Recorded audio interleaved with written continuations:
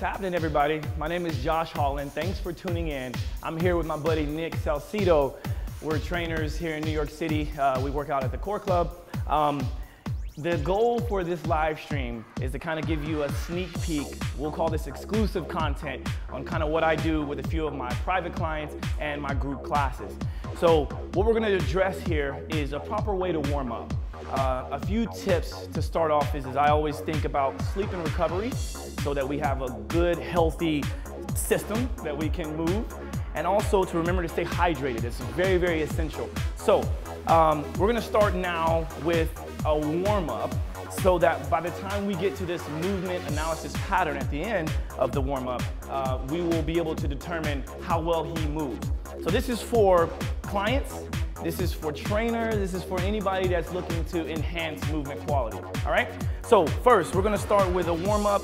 I wanna take Nick through moving every part of his body. So we're gonna start with arm swings. Feel free to follow along at home. You can obviously sit there and watch it on the computer. At the same time, we want you guys to follow along and kind of learn some of the things that we're doing today. This will determine how well you move and how you can progress throughout your fitness journey. All right, let's go reverse. Now, as we move, I always ask that clients and trainers that we're a bit more mindful about our movement quality. So as he's moving, I want him to think about opening up the chest and shoulders, squeezing his shoulder blades together throughout this entire range of motion. Very good. Now let's open and close the chest. Very good. Once again, Nick is focusing on really being mindful of every part of this movement. Externally rotating at the shoulders, opening the chest. This is a good idea to do regardless of what movement we're gonna do, because the chest, the shoulders, the entire kinetic chain is involved in movement. Great. Next, we're gonna go into hip rotation. So place those hands on your hips, feet straight forward, legs straight. We're gonna start rotating. I call this the slow motion hula hoop. We're gonna hit every part of this circle. Now, some of you at home or in these classes, you may feel a little bit of a hiccup in parts of this circle. I want you to work through that slowly and then start to grow the speed, all right? You can also change directions. So the goal is to go here, hit every part of the motion. Notice that we're also hip hinging at the side here. So I'm learning how to hip hinge, keeping a nice, good rotation. This also starts to wake up the brain because we're having to be coordinated, right? Sometimes that's a little bit difficult for people to do, to be coordinated, right? Okay, after hip rotations, we're now gonna go leg swings with the arms. So you're gonna swing the right leg up with your left arm forward and then swing way back, trying to keep that leg straight. Why is this important? Well, here we're also focusing on balance, shifting of the ankle. The ankle and the lower body provides a lot of stability in this move. We're also really working the body, and we got some good contralateral movement going. Great. We'll do about 10 reps on that side. Let's go to the other side. Good. One thing I like to notate also, as Nick is going through this, Nick is a trainer as well, so he's very well versed in movement. And as you can see, when he starts some of these movements, he starts off a little bit shaky, and then as he progresses, he gets a little bit better, and that's the goal. This is not like functional movement screen, FMS, where if you move your foot, you're deducted a point, or that's a failed performance. No, here we're trying to enhance movement and teach the body how to adjust, okay? All right, next, one of my favorites, I call this the airplane leg swing. So our arms are out to the side, and I want you to swing your right leg, touch your left hand, and immediately open up, touch the right hand. So this is a drill in closing and opening the hips. So it's gonna look like this. Swing, swing, keeping your balance. We're gonna repeat that a few times. Good, nice, that's one. Once again, closing and opening of the hips. So the leg crosses the body, opens up. Good, that's 3, let's do 2 more. Good, 4, 1 more. Good, and 5, nope. Before we started this live stream, Nick was a little shaky. I wish we had some of that footage, but it's okay because he's doing it very well now. So we're gonna go to the left leg. Once again, swing, swing. Good. If you can, try to do a few reps without touching the ground. Swing, swing, again, swing, swing. Good. Also, the goal is not to drop the hands, okay? Great job. Now, to continue a little bit more into this warm-up, also notice, look, Nick is sweating, I'm sweating a little bit. This is just the beginning, right? So we're gonna do jumping jacks. Let's do about 15, 20 reps here. as a trainer, that's a private trainer, also a group class instructor, when someone starts to move, especially through a warm-up, this allows me to understand what kind of person I'm dealing with. So if I see his legs are turning out with his jumping jacks, or his knees are caving in his jumping jacks, chances are that's gonna also be true in some of the other movements that we're doing, okay? So I'm mindful of that as well.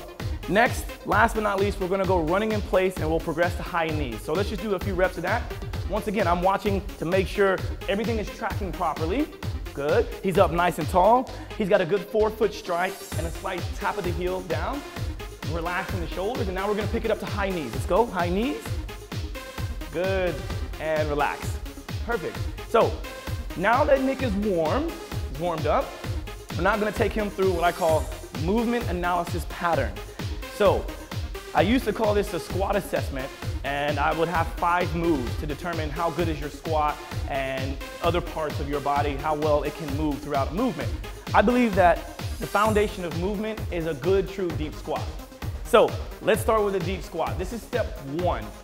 We're gonna go all the way down with your feet straight forward, elbows inside the knees, and a good bit of midline stabilization throughout the back, okay? So from the front view, notice that Nick's feet are straight forward, very good. Knees are pressed out with a little bit of an assist from the elbows, pressing those knees out, good. His back is very flat.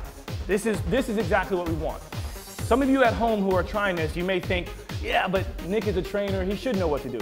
Okay, if your heels lift out of this position, chances are you have what we call an ankle blockage. So sometimes what I'll do is, go ahead and stand up, Nick. Sometimes what I'll do is grab like a pole, a bar, to allow for more of a heel lift. So let's go down, let's pretend like you can't do that. Let's put you in that heel lift, good. And go down into that squat again, deep squat. For some of you at home, if you could not do this at first, try doing it with the heel lift and you should see a difference.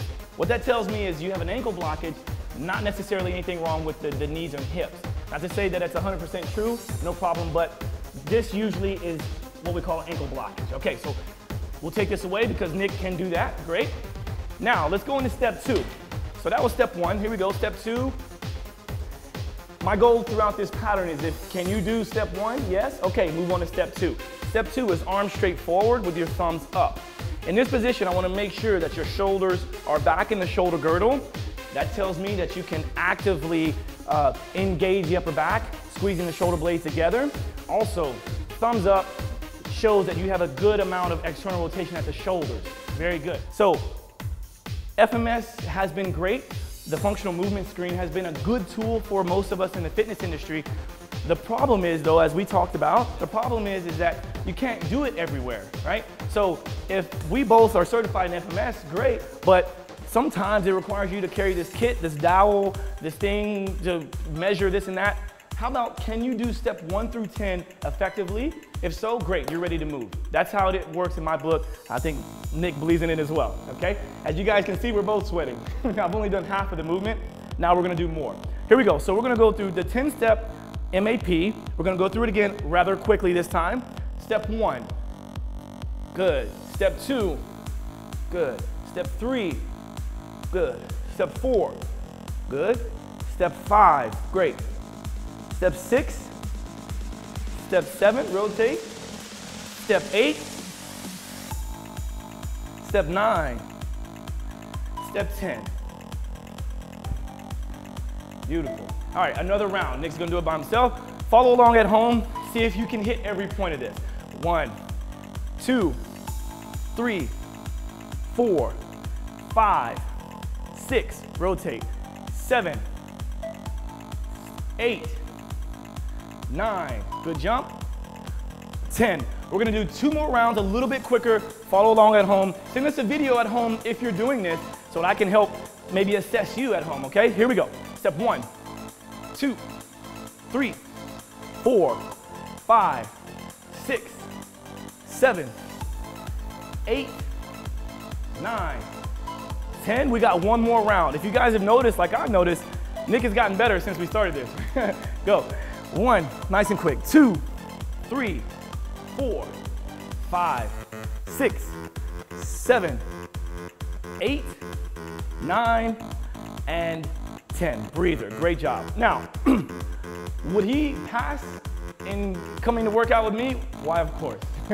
So this is what we look for. This is the quality of movement we look for. Do not be discouraged though. In this system here, we would never say, oh, you failed. No. There are instances though where maybe we would have to do some corrective exercises. So we're gonna go over that here in a little bit, but for now, that's the MAP, movement analysis pattern. There's 10 steps to it. If you have questions, feel free to use the hashtag AskJosh. Continue to stay updated on Qinetic.com because we'll be doing a lot more, okay? All right, hope you guys had a good time. We'll talk to you soon. Thank you.